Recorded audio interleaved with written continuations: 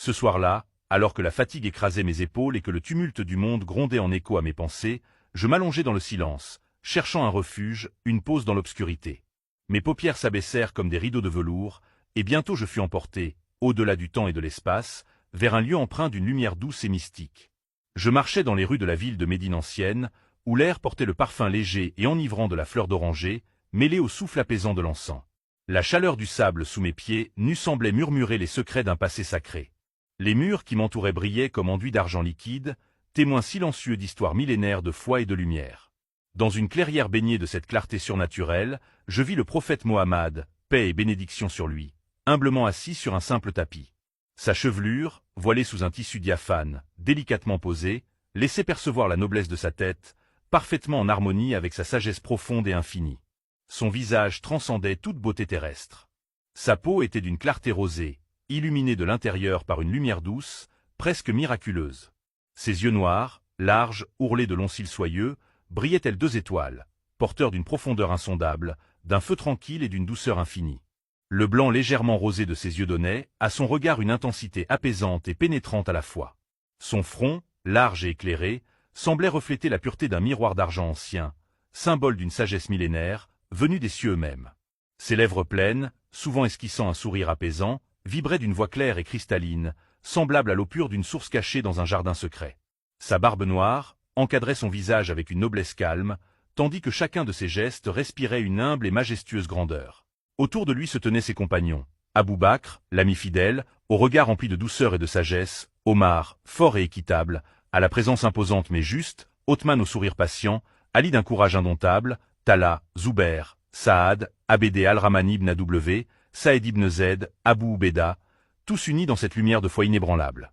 Dans un discret retrait, voilés avec une grâce infinie et une dignité majestueuse, se tenaient ses épouses lumineuses, Khadija, la première épouse, portant la force silencieuse d'un amour sans fin, Aïcha, la savante, dont la douceur s'alliait à une profondeur spirituelle, Hafsa, Zénab, Salama, et les autres, toutes gardiennes d'une tendresse discrète mais puissante. À côté, resplendissante de pureté, se trouvait Fatima Zahra, fille du prophète, éclatante comme une étoile dans la nuit. Je m'assis, empli d'une émotion infinie. Puis, incapable de retenir ce torrent qui montait en moi, mon cœur éclata en larmes brûlantes, abondantes, portées par un chagrin profond qui triturait chaque fibre de mon âme. En voyant couler mes larmes, le prophète déposa doucement son bras sacré autour de mes épaules, m'enveloppant d'une tendresse infinie, un refuge sacré dans cette mer de douleur. Entre soupirs et sanglots, je lui dévoilai les mots lourds qui courbent la terre aujourd'hui. Guerres incessantes et sans verser, les cris étouffés des innocents, la haine qui ronge les cœurs et fracture les peuples. Je parlais de la peur qui s'insinue partout, détruisant le lien sacré de fraternité. Je dévoilai l'injustice sauvage, la pauvreté déchirante, la corruption qui dévore le ciment même de la foi.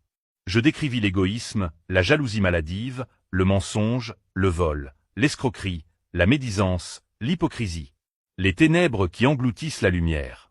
Je lui contai que, parmi sa Oumma, nombreux sont ceux qui se sont détournés du droit chemin, qui ont sombré dans le mensonge, le vol, l'hypocrisie, et qui ont vendu leur dignité et leur âme à bas prix, dilapidant leur foi.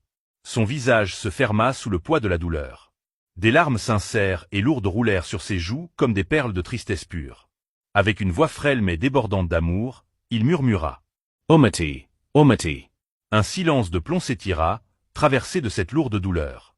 Puis ses yeux cherchèrent le ciel, implorant la force divine. Sa voix s'éleva, porteuse d'un cri à la fois déchirant et empli d'espoir. Ô vous, génération d'aujourd'hui, nul ne peut échapper à ce jour où nous nous reverrons devant notre Créateur, où chaque acte, chaque pensée sera dévoilée sans masque. Ô combien me pèse de voir que ma Oumma n'a pas tenu parole, ni le pacte scellé en ce jour d'Arafat, lors de mon dernier sermon, mon testament d'amour et de vérité. J'ai transmis ce jour-là, au sommet sacré, mes dernières recommandations. Soyez justes, unis, sincères. Protégez les faibles, respectez-vous les uns les autres. Laissez la foi guider chaque pas. D'une intense gravité, il ajouta « Entendez mes paroles, non comme un écho lointain, mais comme la voix vive de la miséricorde.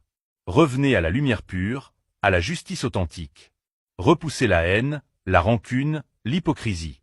Que la miséricorde et le pardon soient le souffle de vos vies et la paix votre demeure. Ne laissez jamais la flamme de la vérité s'éteindre en vos cœurs, quelles que soient les tempêtes. Aimez-vous d'un amour sincère, soutenez-vous comme des frères, car dans cette unité réside votre force et votre survie. » Son regard pénétrant frisait l'infini, rempli d'une tendresse et d'une douleur mêlée à une invincible espérance. Les larmes cuisantes coulaient de mes yeux, mêlant une douleur profonde à l'ardent désir de lumière. Puis, doucement, cette scène sacrée s'estompa, emportée par un souffle de vent léger, me ramenant au silence de ma chambre. Mon souffle était court, mon cœur chargé d'une paix douloureuse et d'une force nouvelle. Je compris que ce rêve, plus qu'une simple vision, était un appel éternel, une étreinte d'amour, de foi, de tristesse et d'espérance, portée par le prophète Mohammed, paix et bénédiction sur lui, ses compagnons, sa famille, et toute la Oumma. Que ce poème vivant, ce chant d'amour et de larmes, soit un miroir où chacun voit la grandeur inégalée de notre prophète, et le souffle qui embrase le cœur des croyants dans l'éternel espoir.